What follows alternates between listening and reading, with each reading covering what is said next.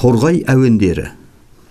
Өзбек әлі пенденің адами тіршілігін айшықтап тұратын ірі көрсеткіш мәдени даму ісін шұғыл қолға алды. Ол келе сала Торғай әуендері фестивалінің жоспарын жазды. Жоспар бойынша қолөнер, салт дәстүр, спорт, ат жарысы, қазақша күрес, бокс, жеңіл атлетика жандануы тиіс. Бұл шара 1971 жылы 20 маусымда Арқалықта өтті. Тек Торғай емес, оған көрші отырған бірнеше облыс халқы қызық көреміз деп Арқалыққа ағылды. Сондай жерден келген бір қарияны көріп қалып Өзбекәлі хәл сұрады. Ата, қайдан келдіңіз деді. Жангелдин ауданынан. Жангелдиннің өзінен бе? Жоқ, оның арғы жағындағы Ақкөл деген ауылдан келдім. Алыс жерден арнайы келдіңіз бе? Иә, қарағым, арнайы келдім. Кәрі қойдың жасындай жасым қалды. Өлсекте Арқалыққа барып, бір рет фестиваль көріп өлейік, деді қария.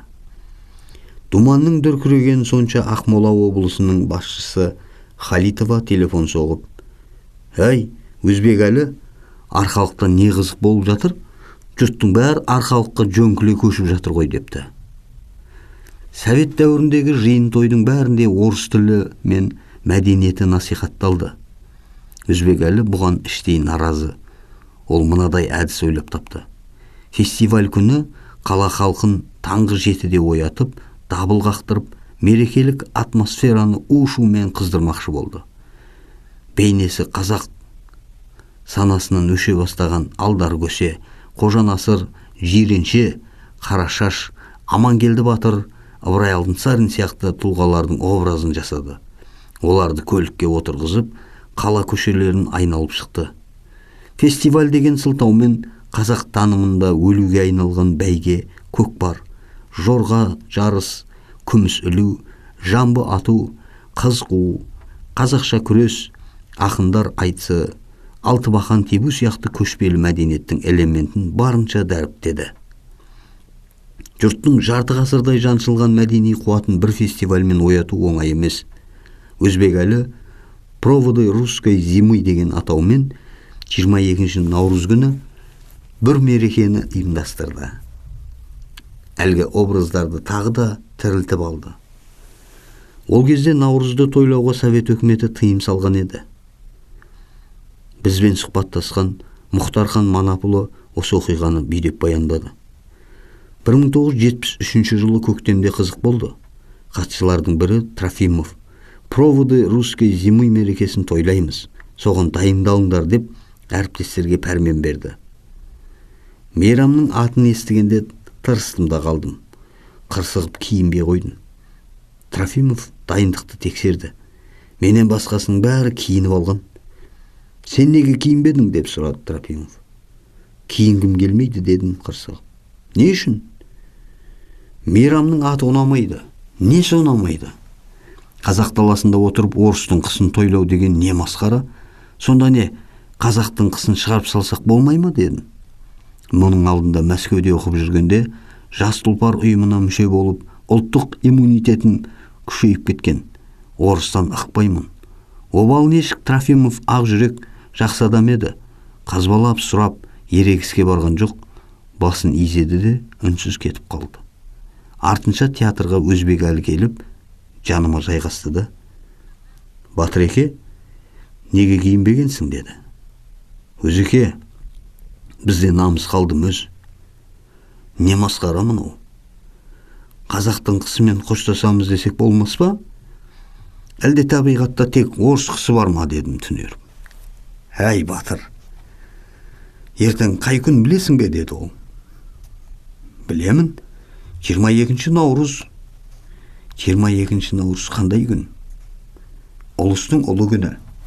Қазақша жыл жаңарады. Наурыз тойлап көрдің бе?» «Көргенде қандай? Ауылда наурыз көжеш едіңбіз. Далаға киіз текемет төсеп балалар күресетін, арасында ат жарысы өтетін. Білсең сол ендеше, ертең наурыз тойлаймыз. Зима деген аты ғана орысша, затын қазақша етеміз. Амангелді мен Жангелдиннен 20 киіз үй әкеліп құрып қойдым. Белер желіде байланып тұр. Ертең Наурыз көжеге тоясың. Алдар көше, Қожа Насыр, Жиренше шешен, Қарашаш ана, Қыдыр атаның образдарын алаңға алып шығамыз. Қыз Жібек пен Төлегеннің күймесін жасаттым. Торғайда есек жоқ екен, соған бола Ақтөбеге көлік жіберіп, есек алдырдым.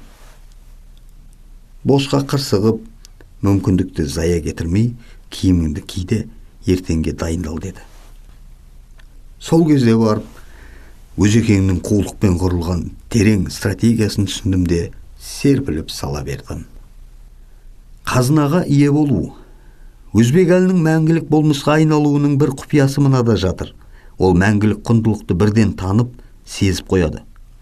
Ғылымда өткінші мәдениет деген ұғым бар. Яғни жұртты уақытша желпінтіп қоятын жеңіл мәдениет. Мәселен, 1960 жылдан бастап Beatles, Boney M, Абба сияқты рок әншілерге еліктеп, шаш қойып, кала-кала шалбар киіп, әнін айтып, гитара ұстап, құтырына билеп жастық шақты өткізу мода болған. Бірақ мұндай топтар 10 жылдан соң заманы бастан көшіп, сахнаны келесі жұлдыздарға еріксіз тапсырып отырады. Бір қызығы, осы әншілерді тыңдап, жастық шағын өткізген аға буын өз баласына рок топтарды құндылық ретінде ұсына алмайды. Себебі әр заманның, әр баланың Beatles мен Аббасы бар. Бұларды қартайғанда сергете алмайсың. Есесіне, бала жастан құлаққа сіңімді болған классикалық құндылықтар қартайған сайын сені қызықтыра түседі. Мысалы, аңыз, қисса, әнжыр, күй, би шешендердің құнарлы әңгімесі қартайғанда сенімді серік саналады. Сөйлегенде салмақ қосады. Керісінше, зейнетке шыққан соң осындай сүбелі сөзді ұстай алмаған әзілкеш шалдардың қадірі болмайды. 1970 жылдары Торғай даласы көкірегі қазыналы қартқа бай еді. Бірақ әңгімесі сол заманның жастарына ескінің сарқыншағындай естілетін. Советтік ұранмен миы айналған пионер, комсомолдар қарияның тілінен төгілетін құнарлы сөзді жаратпайтын. Өзбекәлі осыны аңғарып, көзі тірі ақсақалдардың қазынасын жинап алуды ойлады. Осы ойын жүзеге асыру үшін Сейіт Кенже Ахметті шақырды. Сейіт Торғай таңы газетінде сатирамен шұғылданып, өткінші мәдениеттің өкілі болып жүрген. Бірақ бойында қазыналы қариялардан жұққан әңгімешіл өнері бар еді. Өзінің айтуынша, етті жақсы турайтын елгезек бала болыпты. Біреу қонақ күтсе, Сейітті шақырыңдар, ет турап берсін деп ортасына алдырады екен. Ол ет турап отырып, қариялардың көне дәуірден тартатын құнарлы әңгімесін құлағына құя беріпті. Әлбетте, ет турайтын адам табылады, бірақ құйма құлақ бала табу қиынның қиыны. Бұл ежелгі қариялардың дәстүрі еді. Көкірегіндегі шежірені дастархан басында әңгіме айтып отырып жастарға мирас ететін.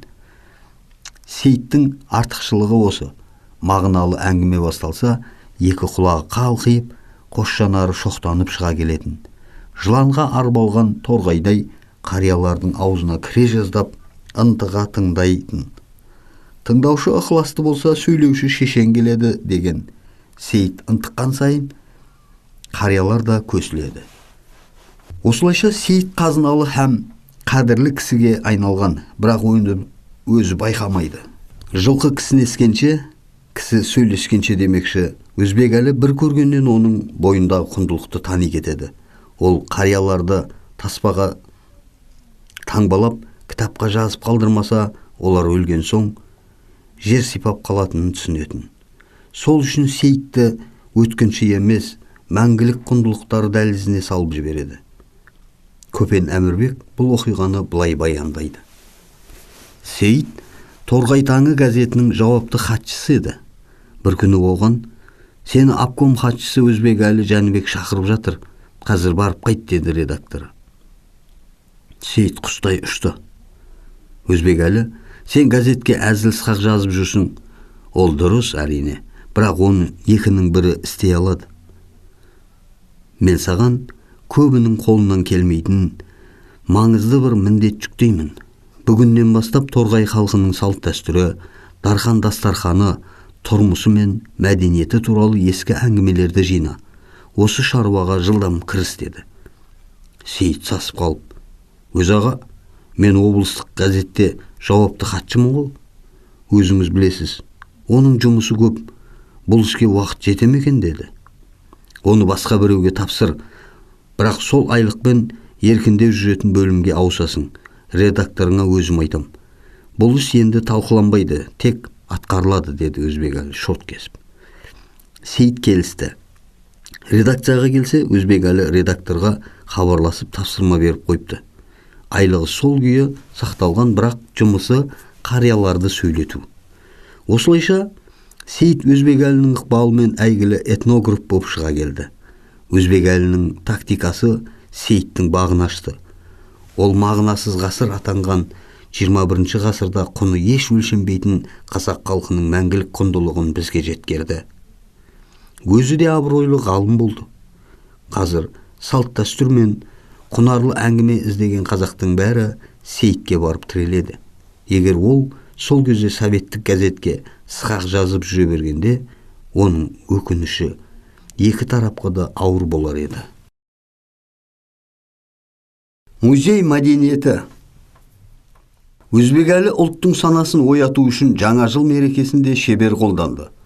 Оның бір қасиеті, әлемнің қай қаласына барса да халыққа қуаныш сыйлайтын мәдени элементті ілестіріп ала келетін. Шамасы мұз қалашық деген кереметті Мәскеуден көрсе керекті. Мұндай қалашық Алматыда жоқтын. Ол 1971 жылы арқалықтың қақ ортасында мұздан кірпіш ойдырып, кішігірім қала тұрғызды. Оның ішіне сырғанақ, хоккей алаңын салдырды. Қазақтың аңыз кейіпкерлерін мұздан мүсіндеді. Сол арқылы Алдар көсе, Қожанасыр, Жиренше, Қарашашана, Тасша бала, Қаңбақ шал образын халықтың бейсанасына сіңіріп жіберді. Қалашықтың арасына неон электр тізбегінен түрлі жарықты түрлендіре төгіп қойды. Бұл кішкентайларды ертегілер әлеміне енгізіп жіберетін мұғжизаның нағыз өзі еді. Осыдан соң балалардың бәрі сол кейіпкерлерді іздеп жүріп оқитын кітапқұмар балаға айналады. Мұндай жасампаздық Өзбекәлінің беделін аспанға бірақ шығарды. Оның абыройын көре алмаған біреулер түнде қалашықтың бір шетін қиратып кетіпті. Өзбекәлі жанына жігіттерін ертіп, құлаған қабырғаны сол түні қалпына келтірді. Жаңа жыл мерекесі арқалықта бұрында өтетін, бірақ қазақтар құлықсыз қатысатын. Себебі ол жерден төл мәдениетін көре алмайтын. Қазақы образдар оралған соң олар кез келген мерекені құлшыныспен қарсы алды. Арқалықты бұрыннан басшы болып жүрген Голубенко осындай өзгерісті байқап, Өзбекәліге жылы пікір білдірген. 3 жыл ішінде арқалықта әуежай, автовокзал, темір жол вокзалы, пошта, аурухана, қонақ үй салынды. Пединститут, 2 арнаулы оқу орны, жобалау институты, филармония, драма театры, музей ашылды. Халықтың өмірге деген құштарлығы күннен күнге арта берді. 1970 жылдары Көкшетаудан музей ашуға бюджеттен қаржы бөлінген. Бірақ музей жабдықтары дайын емес еді. Өзбекәлі шебер дипломатияның арқасында сол музейдің қаржысын арқалыққа бөлгізді. Қаржы табылып, ұзын жіп күрмеуге келген соң еркін қимылдады. Бұрынғы аудандық партия комитетінің ғимаратынан музей жасамақ болды.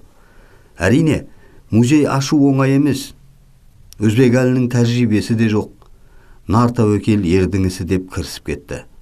Мәскеудегі шенеунік достарына шығып, Ресейдегі музей ісінің майталман мамандарын арқалыққа алдырды. Олардың жағдайын жасады да мұражайға жекті. Өзі 2 күннің бірінде қазақтар тығыз қоныстанған аудандарға іс-сапарға шығып, экспонат іздеді. Жүрген жерінде жәдігерді түйсікпен сезетін рухани дертке шалдықты. Оны мына оқиғадан білуге болады. Бірде Өзбекәлі ауыл аралап жүріп, бір шопанның үйіне тоқтады. Қойшы оны қонақ етіп ас берді. Астан соң ескінің салтымен «Не бұйымтайың бар?» деп сұрады. «Есік алдында жатқан не ыдыс?» деді өзбек әлі. «Итке тамақ құйып жүрген ит аяғымыз» деді шопанның әйелі. «Ит аяқ болса, иттің егесі сіз ғой. Маған сол ит аяқты беріңіз, арқалыққа ала кетейін» деді өтініп. Бұған шопан да, әйелі де, өзбек әлінің жанында жүрген шабармандар да таң қалды. Обкомның хатшысы ит аяқ сұраған несі деп бір-біріне сыбырлап сұрап жатты. Сөйтсе, әлгі ит аяқ 19 ғасырда ағаштан ойып жасалған құнды астау екен. Оны ешкім білмеген. Өзбек әлі ғана айналасын бағып жүргенде ит аяққа көзі түсіп, жәдігерді тани кеткен. Осылайша қадірсіз ит аяқ бір аптадан соң музейдегі қымбат жәдігерге айналып шыға келді. Торғайдағы музейдің тағы бір қадірлі жәдігері 19 ғасыр аяғында жасалған асадал мен ағаш төсек. Оны жасаған шебердің аты белгісіз, бірақ нағыз өнер туындысы дерсің. Ою өрнегі философияға тұнып тұр. Бұл екеуін де музейге алдыру қиынға соқты. Мүліктің иесі жесір әйел екен. Сұрап келгендерге ауыр сөз айтып, бос қайтарыпты. Болмағасын өзбек әлінің өзі барды. Әйел жылап тұрып, «Айыпқа бұйырмаңыз, қадірлі шалым бұл төсекте 47 жыл жатқан еді. 5 жыл бұрын дүние салды. Оның көзіндей болған төсекті қалай қиып беремін? Бірақ сен ел үшін деген азаматсың. Қолыңды қайтаруға ұялып отырмын. Төсекті берейін, орнына дүкеннен шкаф пен төсек алып беріңдер» деді. Өзбек әлі бірден келісті. Келіскені сол, әйел айнып кетеме деп, үйден шықпай тұрып, қаладан су жаңа төсек пен шкаф алдырды. Оны жеткізген көлікке асадал мен ескі төсекті тиеп музейге жөнелді. Содан кейін әлгі әйел жылына 2 рет музейге келіп, асадал мен шалының төсегіне телміре көз салып, сағынышын басып тұрады екен. Бір күні өзбек әлі күміспен күптеліп, алтынмен апталған кісе белбеу жайлы ақпарат естіді. Ол бұйымды бір молда марқұмға Құран хатым түсіріп беріп, ақысына алып кеткен екен. Хабар жеткен бойда молданы іздеу операциясы басталды. 3 жылдан кейін ғана оның Қайыңды совхозында тұратыны анықталды. Белбеуді айырбастау үшін молда мен музей арасында сауда жүрді. Кісе белбеудің құнына ақша, құлынды бие, мотоцикл, тіпті сол заманның үлкен байлығы Москвич көлігінде ұсынды. Молда келіспеді. Бірақ музей қызметкерлері де әккі болып қалған еді. Олар әкесі жоқта баласын көндіріп, кісе белбеуді саудалап әкетеді. Жәдігер қолға түсті деген қуанышты хабар жетісімен өзбек әлі, «Енді сақ болыңдар, белбеу қолдан шығып кетпесін» деп қатаң тапсырды. Молда да алған бетінен қайтпайтын қайсар кісі екен, белбеуді іздеп арқалыққа келді. Аузының дуасы бар ма, әлде әруағы үстем түсті ме, марқұмның көзі еді, ең болмаса ел жұртына бір көрсетіп қоштастырып келейін деп, музей басшысын сендірді де белбеуді алып тайып тұрды. Молдекең сол кеткеннен мол кетті. Осылайша өзбек әлі сол жәдігерден айырылып қалды. Бұл текетіресті даниялық ойшыл Серон Кьеркегардтың мына пікірін оқысаңыз тез түсінесіз. Тіршілікті қалай терең һәм дұрыс бағамдаймыз? Ол үшін өткен тарихқа үңілу керек. Сосын барып келешекке батыл қадам жаса. Совет заманында қазақты адам қылған орыс, Ленин келіп көзін ашқан, оған дейін бет алды көшіп жүрген сауатсыз, жабайы тайпа болған дейтін идеологиядан құлақ тұнатын. Ал ескі қазақтың соңғы тұяғын көріп, сөзін тыңдаған молдалар қара жаяу біреу емес. Оларда өткеннің өсиетін, ескінің кітабын ыбырай оқытқан шәкірттерді көзбен көрген біреу болса таң қалмаңыз. Алаш арыстары осыдан 35 жыл бұрын атылып кеткен. 1970 жылы өмір сүрген қарттар сол тарихтың бәрін бастан өткерген. Сондықтан Советтің сөзіне илана қоймады. Олар үшін қазақ руханиятын еске салатын кез келген жәдігер киелі әлемнің қайнағындай көрінеді. Сондықтан да әлгі молда өзбек әліні авторитет санамаса керекті. Дәл осындай психологиялық ахуал өзбек әлінің де болмысында қайнап жатыр. Өзі тарихшы, көшпелі өркениеттің ұңғыл-шұңғылын терең біледі. Этнографиямен айналысып, ұсақ-түйек ою-өрнектің символдық мәнін ұғынуға барын салып жүр. Қазақ мәдениетін терең түсінген сайын, оны әлемге танытсам деген дерті тыныш отырғызбайды. Халықтың тарихи танымын оңай оятатын құралдың бірі музей. Музейге барған қазақтар тарихи жадын тез тірілтіп, орыс көрсе төменшіктеп тұратын бейшара психологиядан арылатынын өзбек әлі жақсы түсінді. Сол үшін де оймақтай жәдігерді қалаған бағасына сатып алуға дайын еді. Мысалы, оның молдаға ұсынған москвич көлігі 1970 жылдары совет адамы үшін өңі түгіл түсіне кірмес байлық. Ақшаң болса да оны сатып ала алмайсың. Көлікті соғыс ардагерлеріне ғана кезекпен сатады. Сол кезектің өзін кемі 5 жыл күтесің. Қазіргі заманға шақсақ, әлгі күміс бұйымды Lexus көлігінің ең соңғы маркасына айырбастаған сияқты нәрсе. Ал молданы дүние қоңыз деп тағы айыптай алмайсың. Себебі совет заманында кез келген жәдігерді қара базарға да шығару мүмкін емес. Сатуға тырыссаң, спекулянт деп соттап жібереді.